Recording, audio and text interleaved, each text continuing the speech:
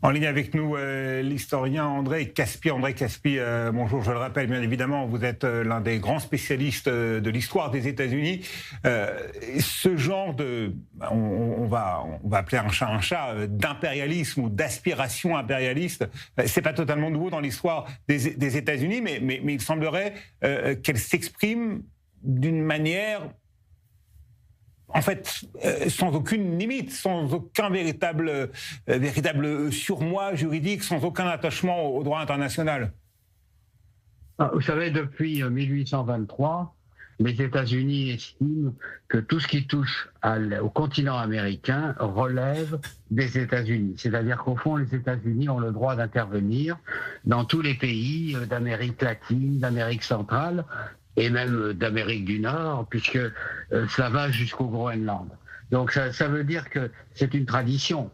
Et en ce qui concerne le Groenland, je vous rappellerai simplement qu'en 1947, Harry Truman avait proposé au Danemark de racheter cette terre, et le Danemark n'avait pas voulu. Alors, ce qui intéresse les États-Unis, c'est évidemment la position centrale du continent américain.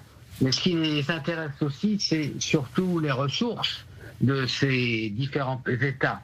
Et en plus, il y a depuis déjà quelques années une influence chinoise qui se manifeste tout particulièrement en Amérique latine, puisque les Chinois sont présents au Venezuela. Rappelez-vous que lorsque l'attaque américaine a été déclenchée contre Maduro, il y avait justement une délégation chinoise à Caracas qui négociait avec le dictateur vénézuélien. C'est-à-dire qu'au fond, il y a plusieurs explications à cet intérêt majeur que manifestent les États-Unis pour le continent américain. C'est une tradition, et cette fois-ci, la tradition est affirmée d'une manière très brutale et peut-être inattendue, mais elle correspond malgré tout à une tradition vieille de plus d'un siècle. Il s'agit effectivement de damer le pion aux aspirations chinoises et des autres empires qui se partagent la planète en quelque sorte. Mais comment la population américaine réagit-elle? Parce que Trump a été élu également sur un programme un petit peu isolationniste, de retrait américain des affaires du monde et même du continent américain. Vous avez tout à fait raison, c'est une question importante. C'est-à-dire qu'au fond, il semblerait, mais je n'en suis pas sûr, il semblerait que la population américaine, dans sa grande majorité, est plus intéressée par les questions économiques, c'est-à-dire le coût de la vie notamment, l'accès aux denrées alimentaires, bref, tout ce qui constitue la vie quotidienne.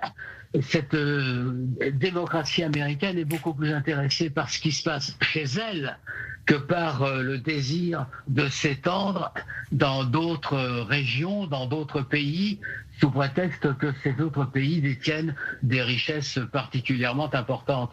Donc la question, c'est de savoir si tout cela va rapporter des voix à Donald Trump ou au contraire va lui en coûter. Et n'oubliez pas qu'en novembre de cette année, il y a des élections législatives aux États-Unis et on aura la réponse à la question que je viens de poser.